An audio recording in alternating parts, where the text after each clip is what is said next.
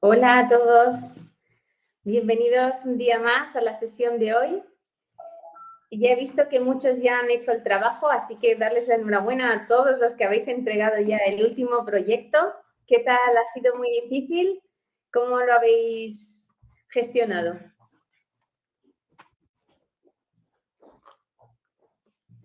El último proyecto, os preguntaba que cómo lo habéis gestionado, si os ha costado mucho, si ha sido más fácil de lo que pensabais, o cómo, ¿qué tal?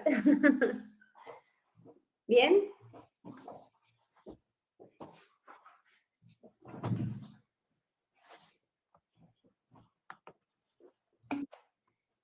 Ah, vale, Jorge está todavía con él. Ujú. Bueno, que sepáis que un compañero me escribió y entonces decía, bueno, ¿y se puede mejorar el trabajo? ¿Cómo se puede mejorar? Entonces os he dejado unas recomendaciones en el foro de la asignatura. Si queréis ver la calidad de vuestro trabajo, pues unos criterios que os ayudan a ver pues cómo poder mejorar el trabajo, ¿vale? De todas maneras, eso, que ya queda poco, o sea que en ese sentido no os agobiáis de hacerlo perfecto, que el que sea perfeccionista, adelante, que lo haga y genial. Y en cualquier caso, como tampoco queda mucho tiempo, vosotros tranquilos que lo importante es eso, ir pasito a pasito, que os dé tiempo a cerrar el curso, que muchos tenéis muchas cosas encima, así que pues eso, con tranquilidad, ¿vale? Yo las ideas que os transmito en ese sentido es que tratéis de hacer el trabajo pues lo más fundamentado posible, que lo relacionéis con la asignatura, ¿vale? Y a raíz de esas reflexiones y esa relación con la asignatura que podáis incluir citas que puedan dar pues fundamentación a vuestras reflexiones. No es lo mismo que lo diga, yo qué sé, Perico de los Palotes, que lo diga, por ejemplo, pues si lo dice un autor reconocido, ¿no? Como Howard Gardner o cualquier autor que podamos citar, ¿vale? O sea que en ese sentido os animo a que, pues eso, que no tengáis miedo en coger citas de autores o de informes o de cosas, que al revés, que eso es muy positivo. Pues bien, dicho lo cual, vamos a comenzar el trabajo de hoy. No, Carlos, no pasa nada, ¿vale? O sea, no os preocupéis por la extensión, porque en ese sentido yo no voy a penalizar que esté más amplio, al revés, cada persona tiene una forma de explicarse distinta. Hay gente que se enrolla más, hay gente que se enrolla menos y lo importante es la calidad del argumento. O sea que en ese sentido, con total libertad podéis escribir y si se extiende algo más, sin ningún problema, ¿vale? O sea que para nada, no hay problema. Os decía que lo que quiero hacer es comenzar hoy con las últimas teorías que vimos para poder recordar, porque como este tema era un poco complicado, tanta teoría, pues un poco para ayudaros, ¿vale? Entonces, vamos a recordar estas cuatro teorías, digamos, más importantes o corrientes pedagógicas más importantes que hemos visto. La primera era el conductismo. ¿Recordáis el conductismo? Que se refería, lógicamente, como la palabra indica, a la conducta, ¿verdad? Entonces, en ese sentido, decíamos que el aprendizaje iba en función de lo que era la conducta, la modificación de la conducta mediante un entrenamiento. Entonces, si tú modificabas y entrenabas a un alumno, por ejemplo, en un aprendizaje determinado, pues con la práctica conseguías que ese alumno alcanzara el aprendizaje, ¿no? Entonces es muy importante los conceptos de entrenamiento, de práctica y lo que es la respuesta ante un estímulo. Recordar que, pues, según sea el estímulo eh, me pregunta Víctor, Mónica, ¿saldrán preguntas sobre Vygotsky o sobre Piaget, Pavlov, Watson? Ya sabéis que yo no pongo todas las preguntas. Entonces, las preguntas que voy a poner yo van a ser más genéricas, como por ejemplo, cosas que estamos viendo ahora, ¿vale? ¿Por qué? Porque me parece que lo importante no es que lo diga fulanito, menganito o perico, sino lo importante es que digáis, el conductismo, ¿para qué nos sirve en el aula? ¿qué me puede aportar? ¿Vale? Entonces os voy a hacer preguntas más genéricas con unos aprendizajes más globales. Pero ya sabéis que yo no soy la única profe que pongo, ¿no? Que voy a poner preguntas. Va a haber otras preguntas de otros profesores. Entonces, en ese sentido, yo no sé las preguntas que van a elaborar otros compañeros y el examen, digamos que como se va a elaborar entre todos los profesores del departamento, pues no os puedo decir si van a entrar o no van a entrar, ¿vale? Por mi parte, mi consejo es que, pues eso, si sabéis además que dentro de cada escuela, de cada movimiento, hay unos autores, pues mejor.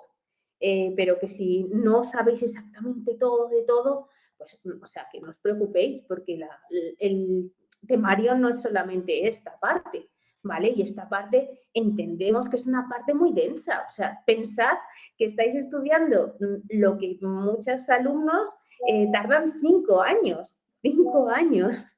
O sea, que es el grado de pedagogía. O sea, que vosotros no os rayéis ni os preocupéis excesivamente por decir, no, lo tengo que tener perfecto.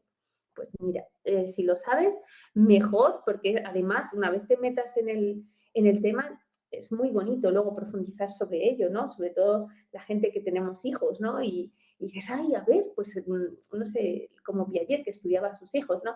Es como muy interesante y cuanto más os metáis en psicología, más os va, bueno, psicología educativa, más os va a gustar. Así que ahora mismo lo necesario para pasar el examen y para sacar la mejor nota posible. Pero que no os agobiéis con saberlo todo, todo, todo, porque tenéis más asignaturas. Entonces, que por mi parte, pues eso, lo más tranquilos posibles. Lo que sí es importante entonces del conductismo, hemos dicho, el aprendizaje comportamental, lo que es la respuesta al estímulo y ante esa respuesta, pues, ¿qué es lo que sucede? Que se le puede dar un refuerzo positivo o un refuerzo negativo. ¿Os acordáis de lo del refuerzo positivo y el refuerzo negativo? Que eso, fijaros, es una cosa que todavía se utiliza muchísimo, ¿no? Decíamos que un refuerzo positivo, por ejemplo, es, bueno, si sacas buenas notas, le dices a tu hijo, pues como premio te voy a comprar un ordenador nuevo o te voy a comprar un móvil. Bueno, cuando es más mayor.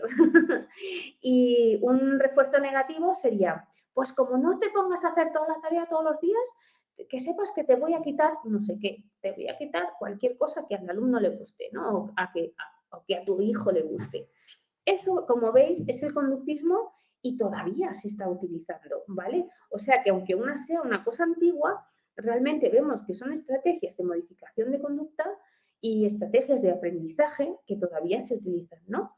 Es importante tener en cuenta que es de tipo cuantitativo y que está orientado al resultado.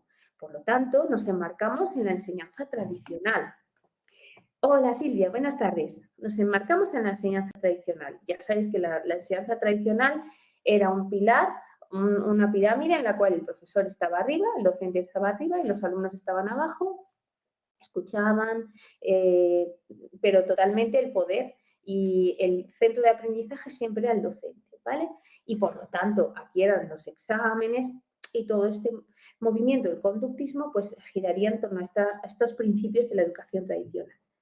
¿Qué es importante? Pues que se observen los cambios de la conducta y del comportamiento, ¿no?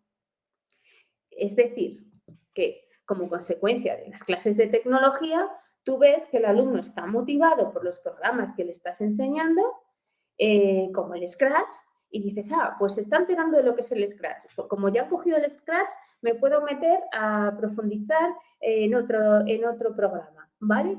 Pues a eso se refiere el conductismo, que mediante el entrenamiento y la práctica, los alumnos son capaces de alcanzar los aprendizajes, ¿vale? Y como he dicho, conocimientos y saberes verticales, donde ¿cómo se dice? El protagonista es el maestro, no es el alumno. ¿Qué pasa en el cognitivismo? Recordar que el cognitivismo viene de la palabra conocimiento. Por lo tanto, en ese sentido, lo que es importante son las representaciones mentales que intervienen en el aprendizaje. Es decir, yo os hablo siempre de funciones ejecutivas, ¿vale? Eso está muy relacionado con lo que luego se ha descubierto que es la neurociencia, que está tan de moda ahora mismo. Hay autores como Carmen Pellicer, que es una mujer que está hoy en día, que ha escrito muchos libros, tiene muchos centros educativos y ha estado en Reino Unido con universidades inglesas y precisamente se basan en el cognitivismo, ¿no? Fíjate, es decir, que aunque veáis que es una teoría antigua, sigue siendo muy efectiva. ¿Por qué? Porque creen que todos los procesos relacionados con las funciones ejecutivas, por ejemplo, la atención, la memoria, la inteligencia, la memoria de trabajo, que puede ser verbal o no verbal, el lenguaje, la percepción, la metacognición, todos estos aspectos están relacionados con el cognitivismo. Entonces, en la medida que se conocen estas características en los alumnos, pues lo que se hace es que a partir de la experiencia y de la práctica se obtienen pues unos resultados que son unos conocimientos, ¿vale? Es decir, que lo que se va haciendo es construir conocimientos, ¿vale? Por eso habla de que se propicie la construcción del conocimiento, pero siempre partiendo de que el alumno ya sabe algo, ¿vale? Ya sabe algo. Aquí no, aquí digamos que partíamos de Aristóteles y la tabula rasa. Tabula rasa quiere decir una pizarra en blanco que el aprendizaje era el que iba modelando. Aquí no, aquí en el cognitivismo siempre se tienen en cuenta los aprendizajes previos. Hoy en día, claro que se utiliza el cognitivismo. Por ejemplo, cuando vosotros vais a la escuela de idiomas, lo primero que os hacen, ¿qué es? Una prueba de nivel, ¿a que sí? Eso es totalmente cognitivista, porque os hacen una evaluación inicial que permite ver en qué conocimientos previos tienen y a partir de esos conocimientos, pues relacionan los nuevos conocimientos en función del ambiente. Es decir, si estudias inglés, lógicamente, pues será importante conocer también poetas y escritores que sean ingleses, conocer la cultura inglesa, conocer Halloween, ¿vale? Como veis, el cognitivismo se utiliza hoy en día, no es algo que esté obsoleto. Y eso es lo importante que tenéis que aprender. Cómo todas estas metodologías, estos movimientos pedagógicos se siguen utilizando hoy en día. Decíamos que aquí, en el conductismo, el protagonista era el profesor. Aquí no, cuidado, aquí el protagonista ya no es el profesor. Ya pasamos un poquito y ya no es enseñanza tradicional, sino que es enseñanza moderna. ¿Por qué? Porque el estudiante sí es el protagonista. ¿Por qué? Porque presenta un papel mucho más activo y él mismo es el que construye su propio proceso de aprendizaje. En ese sentido, es muy importante las técnicas de estudio. Que vosotros muchos habéis estudiado técnicas de estudio. Que digan por el chat los que han hecho técnicas de estudio. A ver quiénes han hecho técnicas de estudio. ¿Nadie estudia técnicas de estudio? Porque antes era una cosa que se hacía mucho. ¿Alguien ha estudiado técnicas de estudio?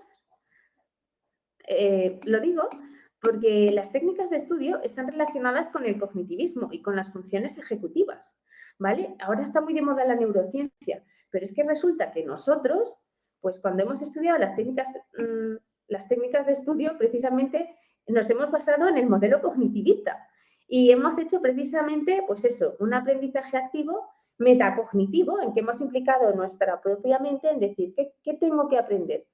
¿Cómo voy a aprender esto? ¿No? Y muchas veces, pues de esa manera, lo que haces es que tú adoptas un rol activo y piensas cómo hacerlo, cómo aprenderlo, cómo te va a ser más fácil aprenderlo, ¿no? Analizas la información, cómo hacerlo de forma aplicada para que a lo mejor sea más eficaz, ¿vale? Y eso es lo más importante del cognitivismo. Víctor comenta, la técnica no depende del contenido que tengas que aprenderte. Sí y no. Es decir, la técnica depende del contenido que tengas que aprenderte, pero también depende de que quieras hacer una metodología mixta. Por ejemplo, hay muchas veces que dices, bueno, pues para hacer que el aprendizaje sea eficaz, no coges solamente la metodología de entrenamiento del conductismo, sino que a lo mejor lo combinas con una metodología cognitivista. Y además de eso, pues dices, bueno, vale, hemos aprendido, por ejemplo, a utilizar el dinero, ¿vale? Hemos aprendido a utilizar el dinero, como lo hemos hecho con dinero de mentiras, que no es de verdad o tal, o si estamos en secundaria, vamos a hacer como si fuéramos a montar una empresa, ¿no? Vamos a hacer un plan de viabilidad. Y luego después dices, bueno, pues eso lo pasas a la práctica. Entonces ahí ya das el salto del conductismo al cognitivismo. Y ya dices, bueno, pues vamos a hacer una simulación de una empresa. ¿Cómo puede ser viable una empresa? ¿No? Y entonces hay muchísimos concursos, proyectos que implican a los alumnos de secundaria, por ejemplo, a hacer eso y ponerlo en práctica entre distintos institutos o en tecnología. Hay concursos de tecnología, de robótica, de Microsoft para alumnos, aprendizaje a través de Microsoft, ¿no? Y programas de gamificación. Entonces, realmente todo eso ya pasaríamos a un conocimiento más aplicado, por lo tanto, sería un cognitivismo. ¿Qué pasa? Que cuando el cognitivismo es todavía más aplicado, ya no se llama cognitivismo, sino que se llama constructivismo, ¿vale? Porque se va construyendo, el alumno va construyendo su propio proceso. O sea que en ese sentido sí comparten que, por supuesto, el alumno es el protagonista, ¿vale? Es el protagonista de los procesos de aprendizaje. Y también comparte lo de la interrelación que existe entre los conocimientos nuevos y los antiguos. Es decir, esas dos cosas lo comparten y lo tienen en común. Pero ¿qué ocurre? Pues que el aprendizaje es como que se reconstruye. ¿Qué significa eso de que se reconstruye? Que se vuelve a construir y se vuelve a construir cada vez más profundo, más intenso, más denso, ¿no? Entonces, por ejemplo, es como vosotros, a lo mejor muchos ya habríais oído hablar de Piaget, pero sin embargo, pues a lo mejor pues os sonaba, pero decía, sí, me suena, pero no sé exactamente localizarlo, ¿no? Entonces, cuando hemos dado la clase decís, ya me ha quedado claro que Piaget fue el psicólogo que analizó a sus hijos y desarrolló las etapas evolutivas que son tan famosas en el ámbito de la psicología evolutiva, ¿vale? Pues es así.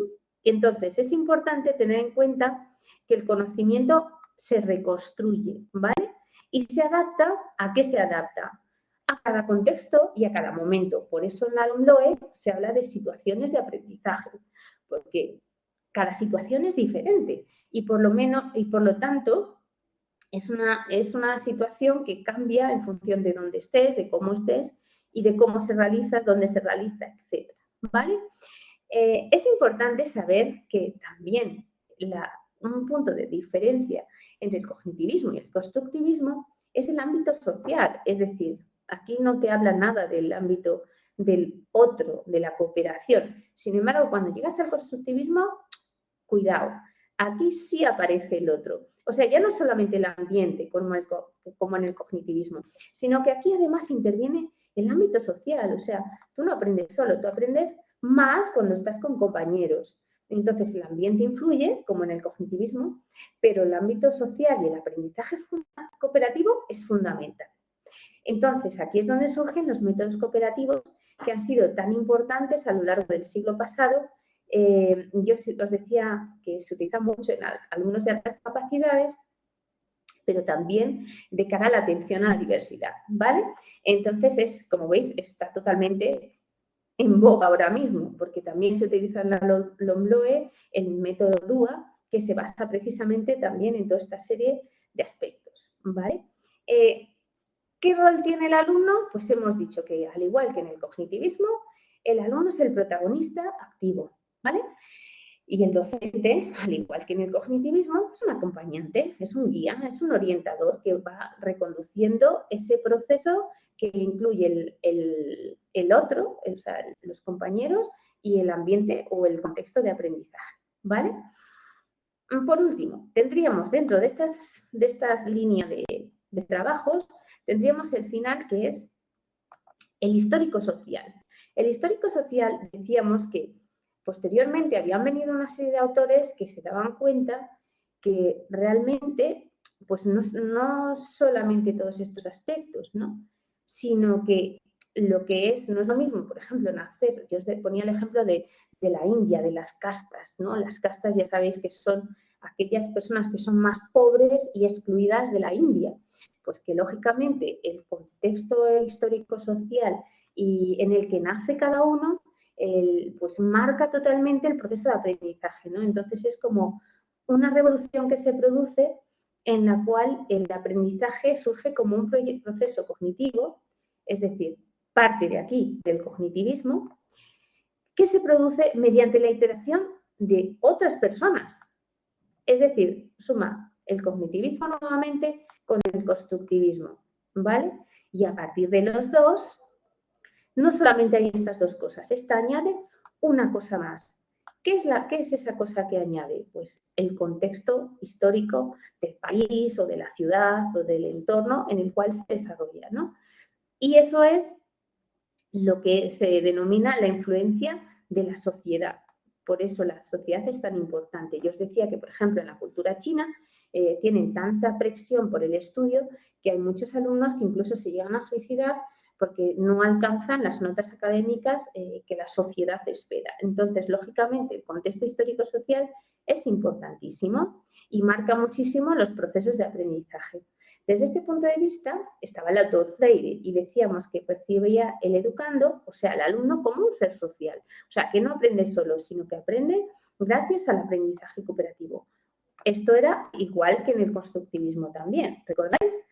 Y por último, que parte de procesos cognitivos, que repetimos otra vez, que como vemos, el histórico social une a estas dos, cognitivismo y constructivismo, y lo que hace es que son construcciones más complejas, que lo que llevan a dar lugar es a la reflexión, a la crítica. Por eso os decía yo que, por ejemplo, la actividad que yo os planteaba de foro del trivial, pues sería precisamente enmarcada aquí, en el contexto histórico-social, ¿no? O en la teoría de aprendizaje histórico-social, porque no solamente tenéis que utilizar el entrenamiento y ni tampoco lo que es el aprendizaje con lo que ya sabíais del tema que hemos visto, sino que tenemos que aplicar el conocimiento compartido con los compañeros, que sería propio del constructivismo, y por último, la reflexión, que es decir, he contestado bien a las preguntas que me ha planteado mi compañero, me he equivocado, ¿en qué me he podido equivocar? ¿Vale? Yo creo que esto ahora está mucho más claro. Os decía que esto no hay que estudiarlo, que simplemente es para que os ayude a contextualizar los autores y que tengáis una visión, pues a mí me gusta las líneas del tiempo, ¿no? Porque te ayudan a ver en el tiempo de una forma mucho más sencilla, pues todos los autores, teorías, y bueno, creo que os puede ayudar, ¿no? Y a partir de ahí tenemos que tener en cuenta que cada vez es más importante las corrientes dirigidas a la formación. Hoy en día aparecen lo que son las insignias. ¿Alguno de vosotros tiene alguna insignia? Seguro que sí, porque eso es una cosa que se utiliza mucho a nivel de formación específica. Mira, ¿ves? José Antonio tiene. Y seguro que alguno más, a que sí, a que algunos más tenéis insignias. Pues precisamente la formación es eso, es las conexiones que hay o relaciones entre el ámbito social, laboral y de educación, ¿vale? Cada vez está más vinculado. Es importante tenerlo en cuenta porque hoy en día, pues fíjate, se está tecnologizando todo y eso implica que adquiere una gran importancia para poder demostrar las competencias que tienes en la sociedad actual, ¿vale?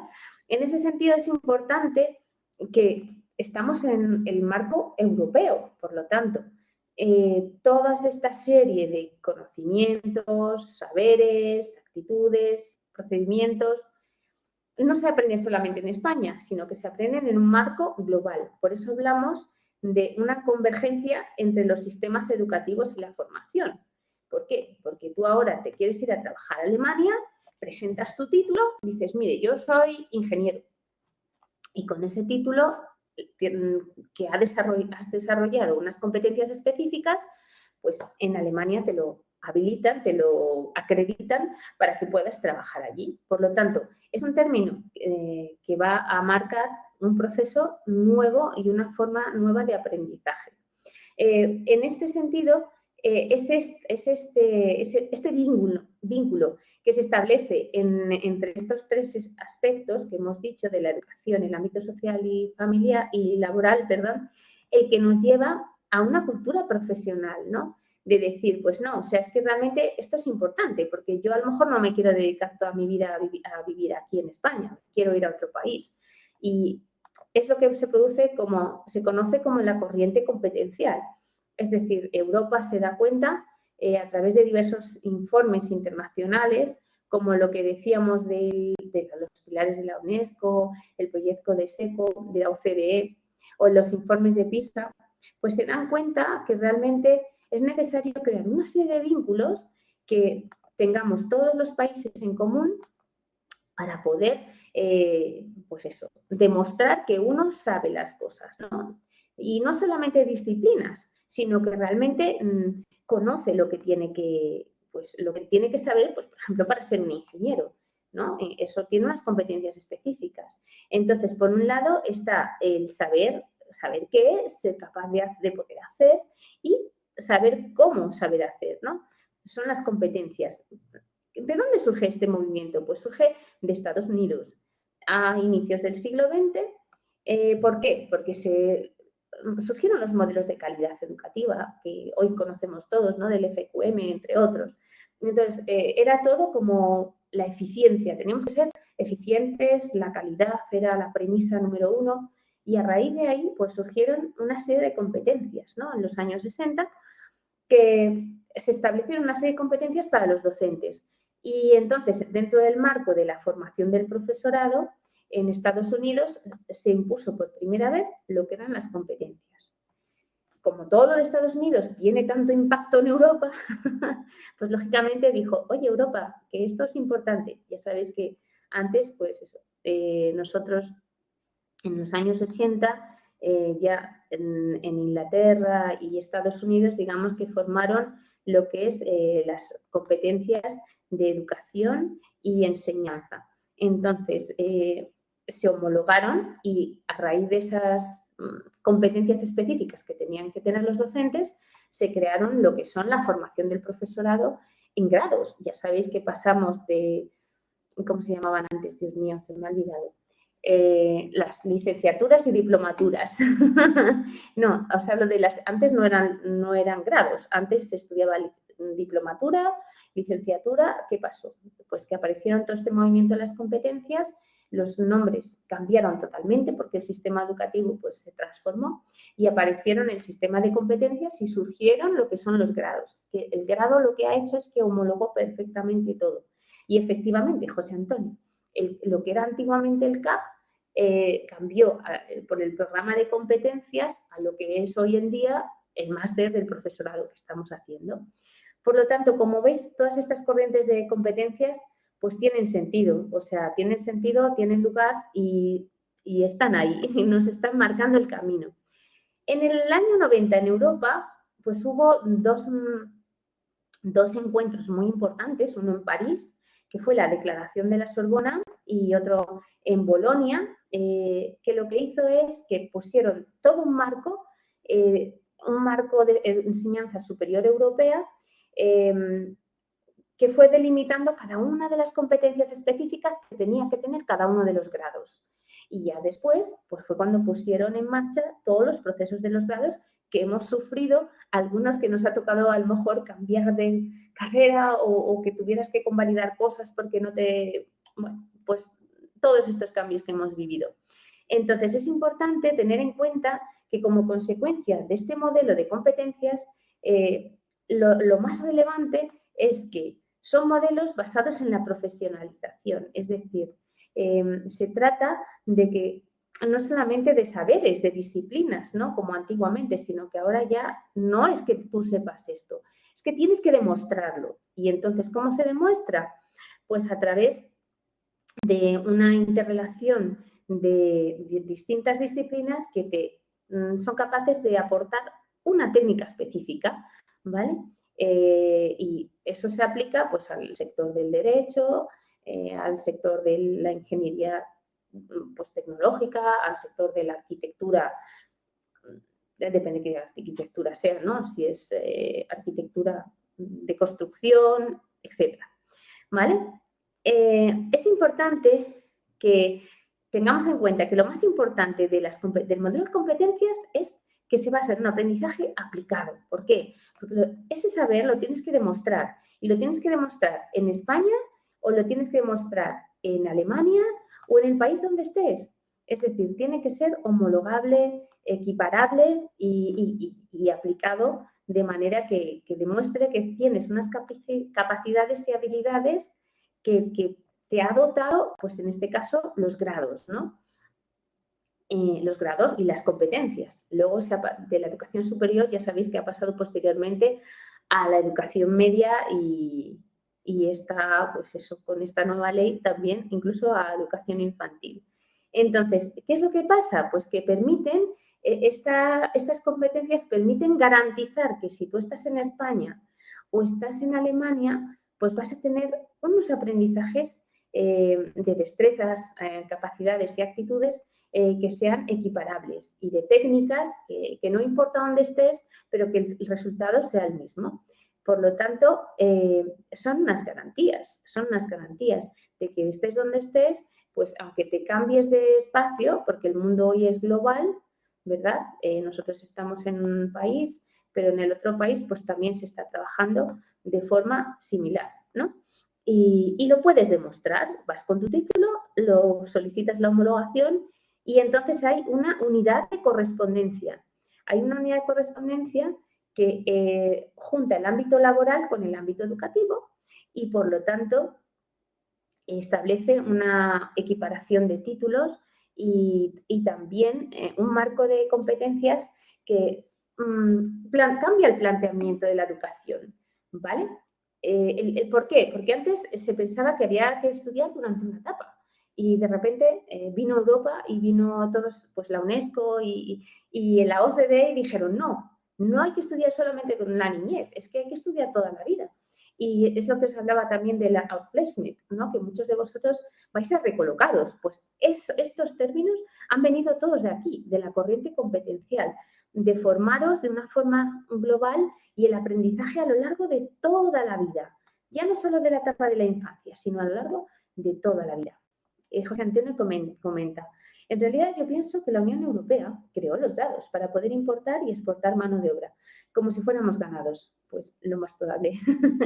Pero bueno, la realidad es que estamos en un marco global y, claro, la mano de obra, pues hay muchas veces que se detecta en Estados Unidos o en otros países que hay deficiencias en cuanto a que falta, por ejemplo, personal cualificado para realizar determinados trabajos, ¿no?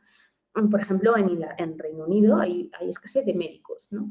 Y entonces, en ese sentido, pues claro, les interesaba decir, no, necesitamos médicos, pues habrá que traerlos de España, por ejemplo, que ahí sobran, ¿no? Entonces, pues sí, realmente es una forma de que todos seamos capaces de beneficiarnos unos de otros y a la vez dar oportunidades a todas las personas, ¿no? Como conclusión, tenemos que tener en cuenta que dentro de este punto de vista final hay que tener en cuenta que lo importante es que en cada momento, en cada época, pues ha tenido un peso una serie de circunstancias, de aspectos, ¿no? Antes a lo mejor eran los aspectos más relacionados con, como hemos visto antes, pues eso, con el desarrollo de la inteligencia, de los aprendizajes, ¿no? Y luego después se dieron cuenta que realmente eso no era suficiente, que era necesario tener en cuenta el mundo laboral y social y, por lo tanto, cambiaron las perspectivas. Bien, os voy a enseñar un vídeo que me pareció muy interesante y creo que os va a resultar interesante a vosotros también, sobre el aprendizaje de este tipo, de la educación por competencias, ¿vale? A ver, decidme, porfa, si lo oís bien. Un segundito. Desde hace ¿Oís bien? Un segundito. Desde hace algún tiempo, el mundo viene insistiendo muchísimo. Sí, se oye, Mónica. Gracias. Es decir, una educación que responda a las necesidades del contexto. Venimos de una tradición academicista, es decir, venimos de una tradición universitaria en la cual lo fundamental son los temas, los contenidos, las disciplinas, ese tipo de cosas. Para decirlo más técnicamente, si quieres, venimos de la tradición de la universidad humboldtiana, de esa universidad que puso su fuerza especialmente en el desarrollo de las disciplinas y de los temas. El mundo desde hace algún tiempo empieza a decir, los temas son importantes, las disciplinas son fundamentales, la investigación es crucial, pero es también muy importante que la educación dé respuestas concretas a las necesidades del mundo, que la educación dé respuestas concretas a las necesidades sociales. Y ese dar respuestas concretas a las necesidades sociales es lo que se viene logrando a partir del enfoque de las competencias, que lo que te dice es, no enseñes tantas cosas impertinentes, enseña lo pertinente, es decir, lo que le sirve a la gente para servirle a la gente. El profesional que viene de los enfoques por competencias no sabe muchos contenidos, sabe pocos contenidos, pero lo sabe aplicar, sabe qué hacer con ellos y con ellos contribuye a la resolución de problemas sociales. Utilizar un modelo educativo particular. La reforma curricular tiene que ver con cambiar todo lo que tenga que ver con los aspectos de formación de la universidad. Cuando hablamos de currículo, decimos que currículo es todo lo que la universidad pone o dispone para la educación de los estudiantes. Entonces, reforma curricular no es solamente cambiar unos planes de estudios, es cambiar la estructura organizativa de la universidad, es cambiar las maneras de hacer en la universidad. Por eso es el principal atributo, porque la reforma lo que hace es cambiar toda la universidad. Hay una tensión muy fuerte. La educación se caracteriza por ser un nicho de tradición. La educación se caracteriza porque gracias a ella las tradiciones pasan. La educación se caracteriza porque gracias a ella las generaciones mayores pasan sus tradiciones a las generaciones jóvenes. Cuando hacemos una reforma de este tamaño, significa no más tradición, innovación, cosas nuevas, cosas distintas. Y esos cambios son supremamente complejos, no solamente a nivel económico, no solamente a nivel temporal, sino también a nivel de la cultura organizacional. Colombia no podrá cualificar a su gente y los resultados que esto genera si no hace una profunda reforma curricular, que vaya más allá de cambiar unos contenidos. Una reforma curricular que suponga cambiar las maneras de enseñar. Si no se cambian las maneras de enseñar, de nada sirven las reformas. Pertinentes. La universidad enseña cuestiones que le sirven a las personas para su desarrollo personal, para su desarrollo profesional y evidentemente le enseña a la gente cuestiones que le van a servir para dar respuesta a las necesidades del país. Creo que esa es la clave de la enseñanza en la Universidad Cooperativa de Colombia. Como habéis visto, lo deja cristalino, vamos, que realmente lo importante es las competencias que sean reales, o sea, conocimientos aplicados que se puedan extrapolar a cualquier otro ámbito. ¿Os ha gustado el vídeo? ¿Os ha resultado interesante?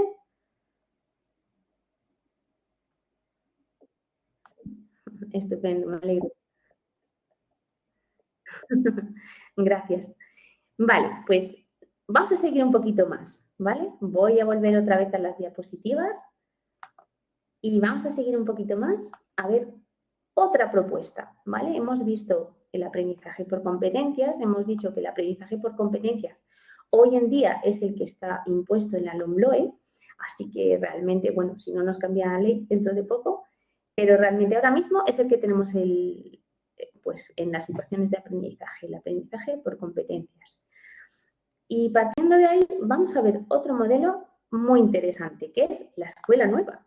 La escuela nueva es un mix, ¿no? ¿Por qué es un mix? Pues porque a principios del siglo XX, pues como lucha frente a todo lo que era la enseñanza tradicional, surgieron numerosos autores de todas las corrientes que hemos visto anteriormente, que dijeron, oye, esto tal y como lo estamos haciendo las cosas muy mal.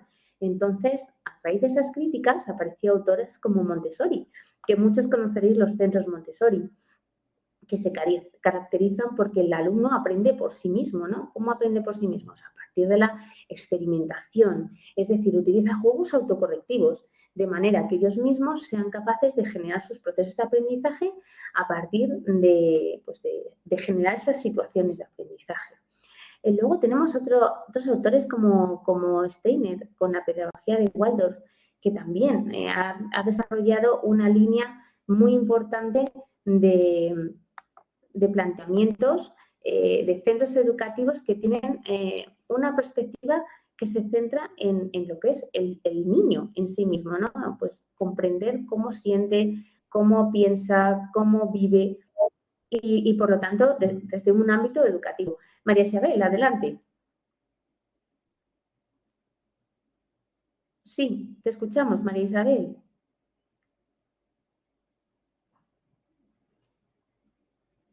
No sé si quieres decir algo, María Isabel. Perdona, ¿ahora? Sí, ¿no? Sí, ahora te oímos, sí. Buenas tardes, Mónica. Nada, mira, te quería preguntar qué diferencia hay entre la metodología Waldorf y la metodología Montessori, que tanto se escuchan. Es que son metodologías que tienen en común que el protagonista siempre es el alumno en las dos. Entonces, en ese sentido, Montessori, el planteamiento del que partió es que lo que trataba era de acoger a niños que no tenían medios ni recursos y decía, es que estos niños pues necesitan aprender, necesitan saber. Y entonces, ¿cómo podía hacer, crear centros, digamos, sociales para ayudar a estos niños a formarse por sí mismos, ¿no? Con los menos recursos posibles, porque claro, como no tenían dinero para poder ayudar a estos niños, pues ella se rompió la cabeza y empezó a desarrollar instrumentos, herramientas, juguetes autocorrectivos. De hecho, si os metéis en Wallapop, por ejemplo, o en Google, podéis ver, pues, por ejemplo, tablas de multiplicar, que hace unas llaves de tablas de multiplicar o ejercicios de descomposición numérica, bueno, cosas súper chulas, ¿no? Y entonces lo que hacía era eso, experimentar con ellos para que ellos aprendieran por sí mismos. Y entonces, a partir de esa dinámica de autoaprendizaje, se extrapoló a los ámbitos educativos, se crearon los centros específicos, se ha creado formación específica Montessori, etcétera, etcétera, etcétera. ¿Vale? ¿Y qué es lo que sucede con la pedagogía Waldorf? La pedagogía Waldorf tiene en cuenta lo que es pues, al niño y entonces dice, no, es que el niño tiene sus etapas, tiene su forma de ser, o sea, tú no puedes ignorar, como decía Piaget, pues en las etapas evolutivas de Piaget, pues está Freud, que tienen distintos momentos madurativos. Pues claro, tú tienes que respetar esos momentos madurativos. Entonces, digamos que Steiner lo que hace es aunar las ideas de aprendizaje activo, participativo, pero diciendo, no, tienes que tener en cuenta al niño, en qué etapa está, cómo se siente, qué necesidades tiene y cómo se le puede ayudar de la manera mejor posible, ¿no? Entonces, digamos que es como que una enseñanza desde dentro, de una forma más intrínseca al propio alumno, a sus características y a su desarrollo. Entonces es como muy, muy, muy adecuada a su contexto, a su edad, etc. ¿Vale?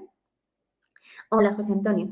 Y de todas maneras, ahí, os he dejado ahí en el Padlet, que os recomiendo que os lo leáis, si no ahora, cuando paséis el curso o lo que sea, porque es un documento muy, muy, muy bueno de la editorial Santillana, que es una recopilación de las mejores biografías de los autores clave de la Escuela Nueva. Yo os recomiendo de verdad que lo echéis un vistazo porque es una joya. O sea, son cosas que se han hecho hace un siglo, 2 siglos, pero que están totalmente de actualidad, ¿no? Como el autor de Crowley. De Crowley lo que hablaba es pues que el alumno tiene que partir de aquello que le interesa, ¿no? Yo trabajo, por ejemplo, con alumnos de altas capacidades y es que yo digo, vale, el currículum que han hecho ahora de la LOMLOE está muy bien, fenomenal, pero lo quiere hacer como recetas de cocina. Dice, no, tienes que ser un recetario de cocina, en vez de cocina, recetario educativo, y ese recetario educativo son las programaciones, ¿no? De Crowley dice, no tiene que ser así. Lo que tenemos que hacer es generar la experimentación, generar la experimentación, porque realmente cuando hacemos las cosas tan desarrolladas, pues lo que hacemos es que no nos partimos de los centros de interés del alumno. ¿Qué son los centros de interés del alumno? Pues, como decía Piaget, Freud, dicen que en cada etapa el alumno tiene unos intereses, por lo tanto, no podemos coger y decir, vale, yo docente mando y hay que hacer las cosas así y punto pelota. Pues no, pues si a los alumnos, por ejemplo, les interesa ciertas cosas, por ejemplo, vosotros que estáis con adolescentes, pues, ¿qué interesa en la adolescencia?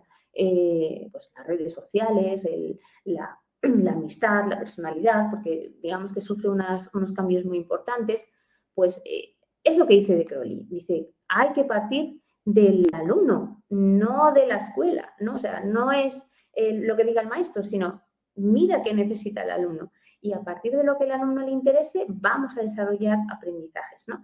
Y es lo que os decía de los alumnos de altas capacidades. El trabajo por proyectos, el trabajo STEAM, que habréis oído hablar, ¿no? De proyectos STEAM. ¿Habéis oído hablar de proyectos STEAM? ¿Sí? ¿No? Vale.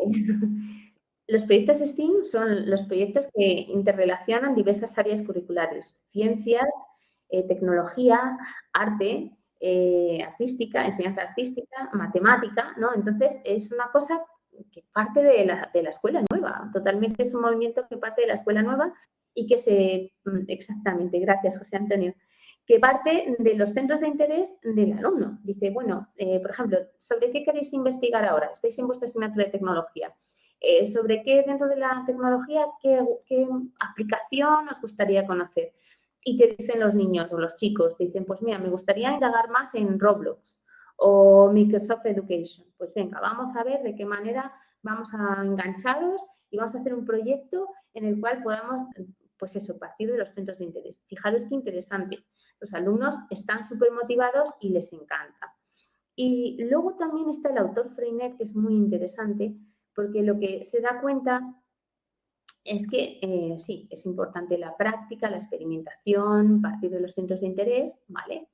Pero también es importantísimo la reflexión y la práctica, ¿no? Entonces, digamos que sus propuestas o sus principios se basan en eso, en que realmente es a través del aprendizaje cooperativo y de la reflexión que nos lleva a la práctica aplicada, como vamos a conseguir unos aprendizajes reales, ¿no?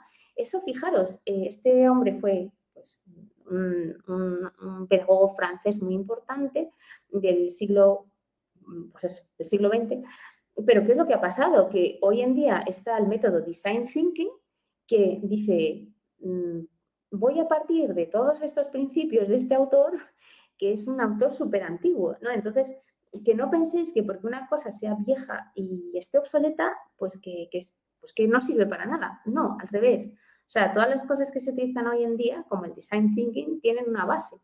Y la base se establece precisamente aquí, ¿no? De, pues, partir, no sé si conocéis el design thinking, que partes de una idea y la desarrollas, haces hasta llegar a un prototipo y luego cuando realizas el prototipo, luego tienes que presentarlo, ¿no? Pues básicamente el método design thinking. Pues como veis, pues es una cosa que parte de lo que es el aprendizaje cooperativo, la reflexión y la práctica. El autor Dewey, que fue muy importante, yo os hablaba el otro día de La ciudad de los muchachos. No sé si visteis esa película, que es muy vieja, más vieja que yo, pero es muy bonita, ¿no? ¿Por qué? Porque dice cómo se organizan jóvenes y ellos mismos viven y se organizan, se gestionan a través de las escuelas democráticas, ¿no? Entonces, digamos que eso ha sido el padre de lo que se conoce hoy como lo que es la participación de los alumnos en el centro educativo. Antes no se les permitía participar, pero hoy en día sí, hay comisión de delegados y todos estos pues tienen su labor importante dentro del centro educativo. Y por último, pero no por ello menos importante, el autor Kilpatrick, que es el padre del trabajo por proyectos, ¿no? Hoy está como muy de moda, ¿no? El trabajo por proyectos, pero que realmente no es de hoy, o sea, que sepáis que, fíjate, es de un autor que ya vio que realmente era necesario trabajar a partir de la experiencia y indagar los problemas para llegar a soluciones prácticas. Por lo tanto, ¿Cuáles son los principios de la escuela nueva? Muy sencillo. Es totalmente opuesta a lo que se conocía antes como el paradigma tradicional o enseñanza tradicional. Y lo que quiere es renovar los métodos psicopedagógicos, porque se dio cuenta que lo que había no servía para nada en la sociedad, porque ya sabéis que las sociedades cambian y la educación está orientada a la sociedad. Entonces, el papel del docente es más horizontal. Recordad que el docente y el alumno están juntos y construyen y reman en la misma dirección, ¿vale? Y el protagonista es el alumno, no el profesor, ¿vale? Por lo tanto, ya no nos encontramos en enseñanza tradicional, nos encontramos en enseñanza moderna o contemporánea, pero ya no es la enseñanza antigua en la cual el docente estaba arriba, el alumno no hacía nada, no, que el alumno es un alumno activo, que es el protagonista, que interacciona con el medio, que empieza a interactuar también con los otros. Y hay un término que es muy importante que se llama aprendizaje proactivo. ¿Qué significa aprendizaje proactivo? Aprendizaje proactivo significa que se implica el alumno en el propio proceso de aprendizaje. Por ejemplo, yo le pregunto, José Antonio, ¿qué te gustaría aprender de esta asignatura? ¿Vale, José Antonio? ¿Qué te gustaría aprender de esta asignatura? ¿Con qué te gustaría quedarte?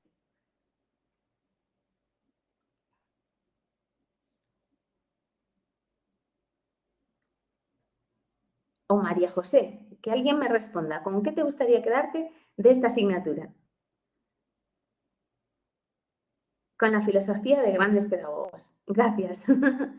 Pues eso es un aprendizaje proactivo. ¿Por qué? Porque el alumno es el que se va marcando sus propios retos, ¿vale? Eso también está relacionado con las funciones ejecutivas, porque el aprendizaje es consciente en la medida que el alumno se hace consciente a sí mismo, con la ayuda del profesor, de lo que quiere aprender.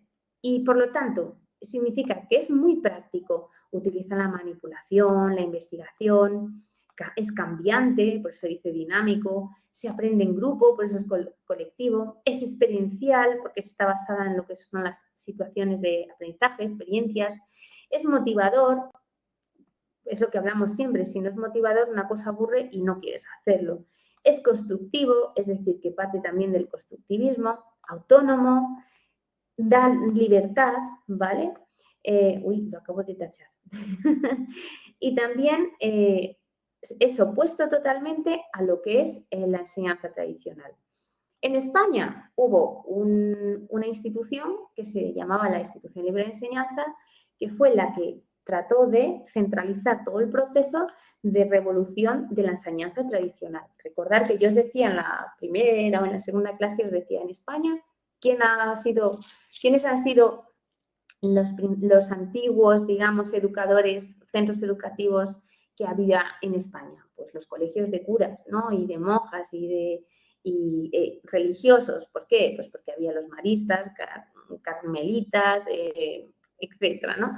Es decir, antiguamente, digamos que la mayoría de los centros educativos estaban relacionados con la iglesia.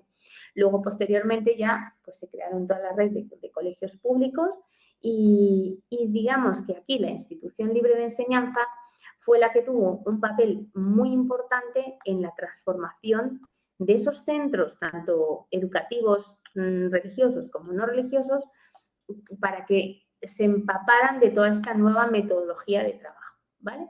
¿Y por qué? Pues porque vieron que favorecía la motivación, los intereses y por lo tanto mejoraban muchísimo los resultados. Ahí hay los estudios de escuelas eficaces que realizaron en Reino Unido probaron que realmente esta metodología utilizada en la escuela nueva era altamente efectiva. Y desde entonces, pues aunque estemos en el siglo siguiente, pues se ha seguido utilizando a lo largo del tiempo. Os voy a enseñar ahora un vídeo y si os parece hacemos un pequeño descanso, ¿vale? De 5 minutos cuando terminemos, en el que vamos a ver un poquito... Uy, que me he equivocado. Perdón. Un segundito. Vuelvo atrás. Vamos a ver las diferencias que hay entre la enseñanza tradicional y la escuela nueva, ¿vale? lo que digo siempre, decidme por favor si lo escucháis y lo veis bien. Hola a todos y a todas. En este vídeo vamos a hablar de las principales características que presenta, Sí, por un lado, perfecto. la escuela tradicional y por otro, Gracias. la escuela nueva. La escuela tradicional, fundamentada en el mundo antiguo, está basada en la idea de que la propia escuela es la fuente fundamental de información. Cuenta con una base religiosa que se sustenta en la disciplina, la obediencia y el orden. El objetivo que persigue es el adoctrinamiento del alumnado por medio de la transmisión de los valores, conocimientos y ética de la sociedad del momento. El docente es quien tiene la función de transmitir estos ideales, dirigiendo el aprendizaje de todo el alumnado hacia un mismo conocimiento y mentalidad, asumiendo así el poder y la autoridad como fuente de información y transmisor del conocimiento. Por su parte, el alumnado presenta un papel pasivo en el proceso de enseñanza y aprendizaje. Las estrategias y métodos que se utilizan son la obediencia, la imitación, el castigo y la humillación. La estrategia más conocida era la letra con sangre entra. El aprendizaje se basa en la repetición y la memorización. Por otro lado, hablamos del movimiento de la escuela nueva, que corresponde a un movimiento pedagógico que surge a finales del siglo XIX, por el que se produce una renovación de los principios educativos que hasta ese momento habían marcado los procesos de enseñanza y aprendizaje con la escuela tradicional. Con este nuevo movimiento se produce una renovación en el concepto de educación, en los métodos educativos, las estrategias metodológicas y además un cambio en la visión de la figura del profesorado y del alumnado. El alumnado pasa de ser considerado como un agente pasivo al que hay que llenar de conocimiento a un agente activo protagonista de su propio aprendizaje. Es el centro del proceso educativo y todo gira en torno al mismo. También se comienza a tener en consideración la individualidad. Se reconoce que cada alumno es uno y que cuenta con sus propias capacidades. El docente comienza a adquirir un papel de mediador en el proceso de enseñanza y aprendizaje, siendo un puente entre el conocimiento y el alumnado, y ayudando a este en la adquisición del aprendizaje. Las estrategias y métodos se orientan hacia el desarrollo de la creatividad y la imaginación del alumnado. Parten de los intereses y motivaciones de estos. Con esto hemos podido repasar las características más relevantes que corresponden a ambos movimientos. Espero que este vídeo os ayude. Nos vemos en el próximo. Vamos, lo ha dejado claro, cristalino. Vale, ¿os ha gustado el vídeo? Genial. Bueno, pues si os parece, os doy 5 minutos, ¿vale? Descansad 5 minutines y retomamos, ¿sí? Venga, 5 minutos. Hasta ahora.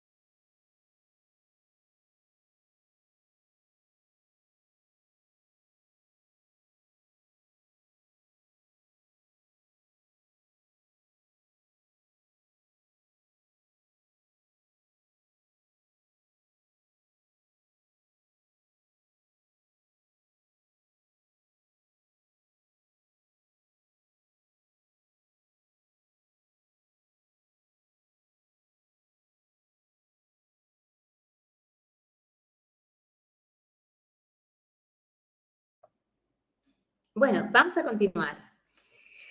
Nos habíamos quedado en el modelo de la escuela nueva y vamos a pasar ahora a este autor, que ya lo hemos visto. Así que ya este autor os suena. Paulo Freire. ¿Os acordáis de Paulo Freire? Era el representante de los pobres. ¿Por qué? Porque se dio cuenta que la educación no era igual para todos. Y dijo, oye, cuidado, que la educación no está llegando igual a todas las personas. Seguro que habéis escuchado que ha habido casos que se ha denunciado a las Naciones Unidas que había niños que estaban trabajando en empresas muy, muy, muy potentes y resulta que no les dejaban ir al colegio, ¿no? Entonces, precisamente es este autor, Paulo Freire, en el que se da cuenta que la educación debe ser para todos, ¿no? Y también para ser capaces de cambiar de su situación, ¿no? Si son familias muy pobres, pues que tengan una oportunidad, ¿no? Igual que los ricos. Entonces, precisamente lo que trata de hacer es romper con esas estructuras de la sociedad tan vertical, ¿no? Y también el qué, pues promover la justicia social. ¿Qué es eso? Pues que todos pueden llegar a tener las mismas oportunidades. De hecho, mucha gente de nuestra generación que hoy son rectores de universidades, que son vicerrectores, que están en puestos de poder, pero realmente han recibido la ayuda de becas del gobierno que les han permitido estudiar. Y precisamente han sido estos autores de la pedagogía de la liberación los que han ayudado a tener conciencia de que hay que transformar la realidad, que todos tenemos derecho, independientemente de dónde nazcamos o de quiénes sean nuestros padres. Por lo tanto, es un análisis totalmente crítico, tanto de la sociedad como de la realidad existente.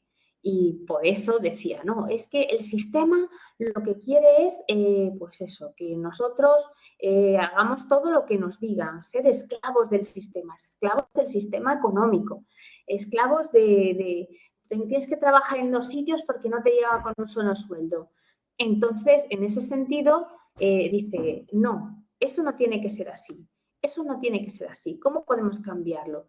Pues lo podemos cambiar mediante la educación. Vamos a pensar de qué manera lo podemos cambiar. Pues hay que eliminar todo lo que es el ámbito económico y pensar que no tenemos que seguir lo que nos diga la empresa, sino lo que nos diga la educación, lo que nos diga, en este caso, pues eso, que hay una desvinculación del gobierno con el ámbito económico empresarial y que el gobierno se vincule más en el ámbito educativo, ¿no? Para que se genere una pedagogía de la liberación y una pedagogía crítica con todo lo que es el sistema que reproduce la estructura de clases existente. En este caso, tenemos a Paulo Freire y otros autores importantes, ¿no? Que influyeron mucho, como Hargreaves en Estados Unidos o McLaren en Canadá. Y también la compañía Apple, que dijo, bueno, pues vamos a ver de qué manera podemos cambiar esto.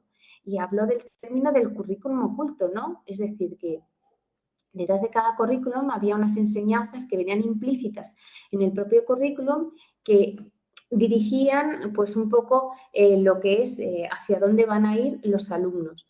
Y por eso pues intentaron transformar, concienciar a los gobiernos de que realmente esto no podía seguir así, ¿vale? Y a partir de ahí, como el vídeo ya lo hemos visto sobre este autor, lo que me interesa más es que veamos una diferencia entre estos tres últimos movimientos que hemos visto, de manera que os permita diferenciar las características más importantes. Es muy fácil. Recordar que la corriente competencial se basaba en competencias y su origen estaba en Estados Unidos. En ese sentido, hablamos del modelo de competencias basado en educación del profesorado, que luego se incorporó a lo que es primero en FP y luego pasó al ámbito europeo, en París e Italia, ¿no? En la Declaración de la Sorbona y en Bolonia. Posteriormente, ya sabéis que lo que ha sucedido es que se ha incorporado el currículum del docente y se han cambiado los modelos de formación del profesorado y hoy en día ya está totalmente inserto en lo que es la capacitación, en los máster, los grados, etcétera, es lo que quiere, ¿no? Realmente es favorecer esta serie de competencias que puedan servir, como os decía, para Alemania, para España, para Suiza, para Suecia o para África, ¿no? Que seamos capaces de tener unas garantías de que si hemos trabajado esas competencias en España, cuando vayamos a otro país, tengamos las mismas competencias que tienen ellos en el otro país. Y por lo tanto se establece una unidad de correspondencia que permite favorecer la globalización. ¿Vale? La escuela nueva hemos dicho que era una rotura, o sea, un cambio, un antes y un después en lo que se refería a la enseñanza tradicional. Aquí lo que ocurre es que la enseñanza tradicional era muy dirigida, muy unidireccional, y sin embargo llegaron una serie de autores que hemos visto en el siglo XIX y XX que dicen, no, aquí hay que renovar o morir. ¿Qué vamos a renovar? Pues lo que son los métodos de enseñanza-aprendizaje. ¿Por qué? Porque el aprendizaje tiene que ser activo, tiene que ser participativo, tiene que basarse en el alumno, tiene que ser experiencial, ¿no? Experiencial basado en experiencia directa del alumno con su entorno. Hemos dicho que tenía que ser manipulativo, investigador, dinámico. Y decíamos que en España había una institución que era la que mandaba, la jefa, que decía, esto se hace así. O estos autores tenemos que conocerlo todos los profesores. Y entonces escribía muchísimos artículos, muchos, pues ha habido muchas publicaciones pues, que basadas en la institución libre de enseñanza que han ido formando a docentes ya en ejercicio. Como autores hemos visto a Montessori, a Steiner con la pedagogía Waldorf, hemos visto a de Crowley, a Freinet, a Dewey con la escuela democrática y a Kilpatrick. ¿Os acordáis? Y por último, lo último que hemos visto ahora mismo ha sido el último modelo, que era el modelo más radical. ¿Por qué radical? Porque decíamos que quiere la igualdad. Y como quiere la igualdad, autores como Freire lo que quiere es que se tome conciencia de que realmente que todos tenemos los mismos derechos. Entonces, hay que luchar por los que no pueden luchar, ¿no? Y entonces hay que romper estructuras verticales y promover una justicia social. ¿Para qué? Pues para que la gente se dé cuenta de lo que está sucediendo. Oye, que no podemos reproducir las mismas clases que tenemos. Todos tenemos el derecho de poder mejorar nuestro trabajo, ¿no? ¿Por qué no? Entonces, se trata de poner el freno a lo que es la educación bancaria en el sentido de decir, no, es que hay que formarse para esto, para esto y para esto. No, hay que darle oportunidades a todo el mundo, porque todo el mundo tiene los mismos derechos, ¿no? Fijaos la importancia que tuvo la Revolución Francesa en toda esta serie de principios, ¿no? Que luego se dan cuenta que no se estaban llevando a cabo. Entonces, en este sentido, se dan cuenta que hay que desechar todo lo económico y centrarse en el educador y en el educando. En ellos, no en otras cosas como el dinero, el poder, etcétera, etcétera, etcétera. Y decíamos que hay muchas empresas, autores que se dan cuenta, ¿no? Sí, es necesario hacer cambios. Entonces, hemos dicho Apple, por ejemplo, hemos dicho Kemis, ¿no? Que plantea, pues eso, todas las asimetrías que hay a nivel, pues que no se ven, pero que producen diferencias sociales. Y Hargreaves, que estaba en Reino Unido, que también revoluciona lo que es pues, todos los barrios de Londres, ¿no? Que realmente se da cuenta que hay barrios de la zona sur de Londres que son muy, muy, muy pobres, con una gran inmigración en el sentido de que se convierten en guetos, y se da cuenta que no, que eso hay que cambiarlo, que hay que tratar pues eso, que todos tengan las mismas oportunidades, independientemente de que estén en Oxford o estén en Hertfordshire, por ejemplo. Otro autor, que lo conocéis todos, ¿a que sí? Decidme si hay alguien que no conoce a Gardner. ¿Conocéis a Gardner? Ese sí, ¿verdad? Very good. Bueno, realmente marca un antes y un después, porque las teorías clásicas de la inteligencia decían que solamente había una inteligencia y que se medía a través de los test de inteligencia. Ya sabéis que los psicopedagogos lo que hacemos es pasar test de inteligencia y con esos test pues evalúas a los alumnos, por ejemplo, de altas capacidades para ver su coeficiente intelectual. Sin embargo, este autor dice, no solamente hay que medir eso, hay que medir más, porque eso no es significativo, no es suficiente. Y entonces lo que hace es que se da cuenta que existen muchas formas de inteligencias que no es la típica clásica convencional cognitiva, relacionada con el cognitivismo, sino que existen otra serie de inteligencias que son tan buenas y tan capacitadoras como la inteligencia cognitiva y clásica, ¿no? Por ejemplo, ¿cómo vas a comparar Rafael Nadal con, pues yo qué sé, con un médico eminentísimo que está trabajando en el hospital X, ¿no? Pues realmente se da cuenta que eso, que la capacidad, la inteligencia la define como una capacidad de comprender el entorno y de esa manera, pues cada persona, digamos que tiene unos talentos que le permiten pues gestionar mejor esa realidad y por lo tanto tiene unos objetivos concretos. Entonces, por ejemplo, en ese sentido, a nivel motriz, pues Rafael Nadal o cualquier deportista de élite, pues tiene una inteligencia superior a la media, ¿no? O un cocinero que sea muy famoso, pues lógicamente, exactamente, tiene una inteligencia especial, ¿no? Y en definitiva, hay que tener en cuenta que lo que se conocía tradicionalmente era una capacidad, ¿no? La capacidad de resolver problemas, era la concepción clásica.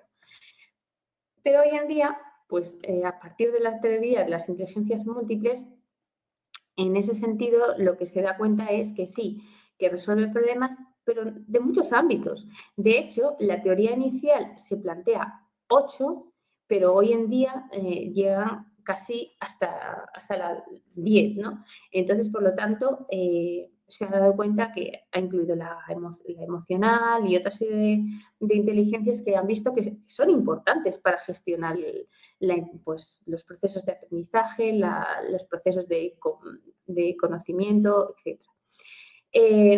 ¿Desde qué modelo se enmarcaría la teoría de las inteligencias múltiples? Pues, lógicamente, desde un modelo de educación constructivista. ¿Por qué? Porque construye el conocimiento a partir de cada una de estas inteligencias múltiples que tiene el sujeto. Entonces, tened en cuenta que en ese sentido, pues cuando vuestros alumnos en tecnología están aprendiendo, según el tipo de aprendizaje que ellos tienen, pues hay gente que tiene mejor memoria, hay gente que tiene mejor memoria visual o memoria auditiva o memoria kinestésica, ¿vale? Entonces, pues en ese sentido, por eso el método DUA que se utiliza ahora en la LOMLOE lo que pretende es generar esa ampliación para que incorpore todas las inteligencias múltiples y seamos capaces de llegar a todos los alumnos. ¿Qué críticas tiene esta teoría? Pues sí, efectivamente tiene críticas. ¿Cuáles son las críticas? Pues que dice que eso no es demostrable, ¿vale? Ya sabéis que todo lo que no es de ciencias es criticable. Entonces, en ese sentido, todos los autores más de índole cuantitativo, ¿no? que estaban acostumbrados a medir los percentiles de coeficiente intelectual, dicen, no, es que esto, ¿cómo lo mides? Esto no se puede medir, ¿no? Entonces, en ese sentido, pues como no es posible demostrarlo porque no es medible, pues se considera que es una teoría que le falta argumentos, ¿no? Y luego, pues eso, ni es demostrable, ni científicamente tampoco se puede demostrar. Por lo tanto, son constructos, ideas, propuestas que son interesantes, pero que realmente, pues que a lo mejor no aportan una aportación realmente significativa por eso que hemos dicho, ¿vale? Es muy interesante el Gardner y realmente está muy, vamos, que no ha pasado de moda para nada. Vamos a ver un pequeño resumen de Howard Gardner, ¿vale? A ver si os gusta. Impresionante observar. Sí. A ver si gusta. Impresionante observar cómo existen personas con habilidades diferentes que les permiten desempeñar ciertas actividades. Esto se debe, en gran parte, a la inteligencia. La inteligencia muchas veces se evalúa de acuerdo a las calificaciones en los exámenes. No se toma en cuenta alguna otra área en la que la persona pueda sobresalir. ¿Sabes a lo que me refiero, verdad, Edgar? Pero tranquilo, el éxito académico no lo es todo. Todos tenemos talentos, aptitudes y habilidades propias que nos ayudan a entender y a transformar nuestro entorno. Dicho de otro modo, Einstein no fue ni más ni menos inteligente que Michael Jordan. Simplemente sus inteligencias eran diferentes. Hablemos de las inteligencias múltiples con peras y manzanas. En 1983, el psicólogo Howard Gardner definió el término inteligencia a partir de 3 criterios: capacidad de resolver problemas reales, capacidad de crear productos efectivos y potencial para encontrar o crear nuevos retos.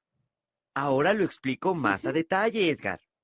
El concepto de inteligencia como tal no solo es múltiple, también se puede modificar si se da un acompañamiento pedagógico adecuado y preciso que permita desarrollar los talentos y estimular aquellas habilidades que puedan ser un área de oportunidad. Así fue como Gardner reconoció las diferentes etapas del conocimiento y desarrolló su teoría de inteligencias múltiples, con la que ha identificado 8 tipos de inteligencia. Años después, Daniel Goleman aporta la idea de la existencia de una inteligencia más, la emocional. Edgar, Erika, ¿qué les parece si hablamos un poco de cada una de ellas? Empecemos con la inteligencia lógica matemática, la cual es la habilidad de manejar números, relaciones y patrones lógicos de forma efectiva. La inteligencia verbal lingüística es la habilidad para utilizar el lenguaje oral y escrito para informar, comunicar, persuadir, entretener y adquirir nuevos conocimientos. No pasa nada, Shakespeare. Cada quien tiene su propio estilo y los dos son excelentes. La inteligencia musical es la habilidad para entender o comunicar emociones e ideas a través de la música en composiciones y ejecución. ¡Qué buen dueto! La inteligencia naturalista es la habilidad para interactuar con la naturaleza.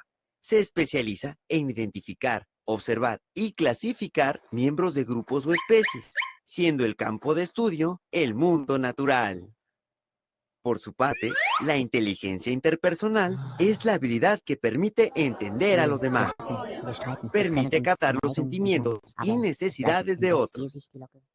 La inteligencia intrapersonal es la habilidad para tomar conciencia de uno mismo y conocer las aspiraciones, metas, emociones, ideas, preferencias, fortalezas y debilidades propias. Pero bueno, pasemos a la siguiente inteligencia para no interrumpir.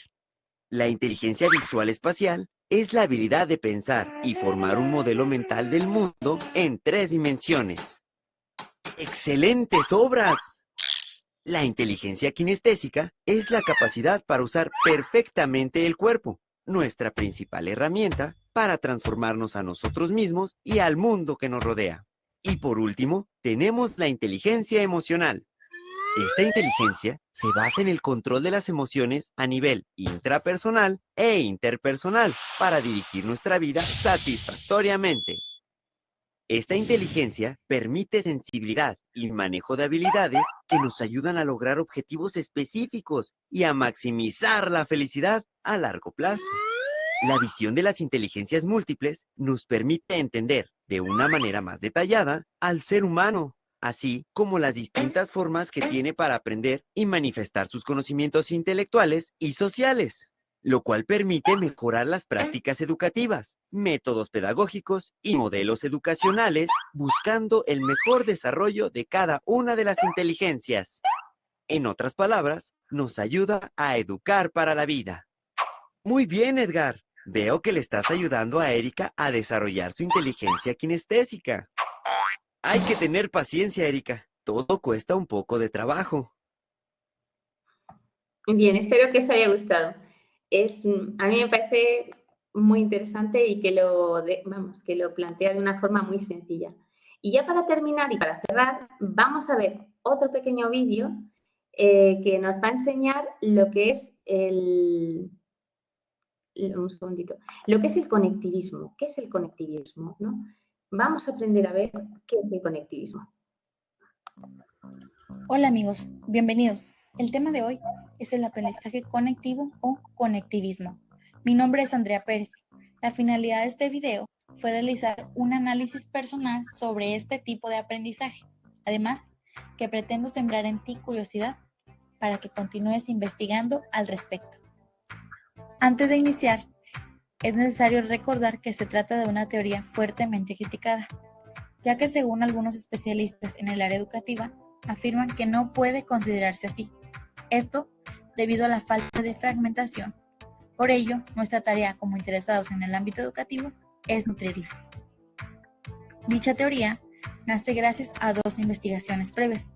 La primera de ellas fue realizada en el año 2004 por el teórico George Siemens, titulada Conectivismo, una teoría del aprendizaje para la era digital. Y la segunda por el filósofo Stephen Downes en el año 2005, denominada Una introducción al conocimiento conectivo. Pero, ¿qué es el conectivismo o aprendizaje conectivo?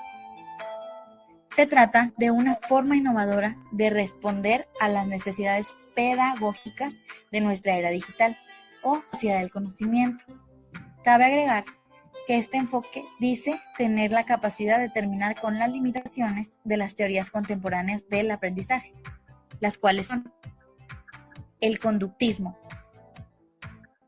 el cognitivismo y el constructivismo, que por ende toma como base y se refuerza de ellas. El principio básico de esta perspectiva se basa en la interacción entre los nodos que ocurre al interior de las redes, las cuales son definidas por Siemens como conexiones entre identidades, es decir, que cada uno de nosotros es un nodo. Impresionante, ¿no lo crees? Además, afirma Siemens que actualmente es más importante saber cómo acceder a lo que se necesita en cada momento. Por ello, el conectivismo no pretende llenar mentes, sino abrirlas, ya que nos enfrentamos a un conocimiento cada vez más complejo. Cabe agregar que este aprendizaje estimula la autonomía, ya que respeta el entorno personal de aprendizaje. Propicia la interactividad porque se genera una experiencia multinacional del conocimiento. Reconoce la diversidad y promueve la apertura, según el ingeniero Diego Leal Fonseca. Un claro ejemplo de conectivismo es el taller docente ARTIC, aprendizaje en red con uso de las tecnologías de la información y comunicaciones, ya que se sustenta en este enfoque pedagógico y lo adapta según sus criterios. Por un lado, crea conexiones entre los diversos docentes que protagonizan este programa, como a base de blogs personales. Enriquece la pluriculturalidad, además que permite un libre ejercicio de la autonomía. Estas conexiones no solo se practican en medios digitales, sino que se llevan a cabo en el aula. Otro caso serían los proyectos EduRed, los cuales son conformados por conexiones entre diversas instituciones educativas. Sin embargo, es también inusual utilizar este aprendizaje de forma presencial. Te invito a visualizar la conferencia del ingeniero Luis Leal Fonseca y la entrevista de Siemens que encuentras disponibles en la bibliografía. Gracias. Bueno, espero que os haya resultado interesante y ya es la hora, así que si os parece lo dejamos aquí y el próximo día cerraremos con el resumen de esta parte, ¿vale? Y mientras tanto, ánimo con el final de trimestre, final de curso y que vaya todo muy bien. Cualquier cosa que necesitéis, no dudéis en escribirme. Buena semana a todos. Adiós. Chao. Buena semana a todos. Y ánimo.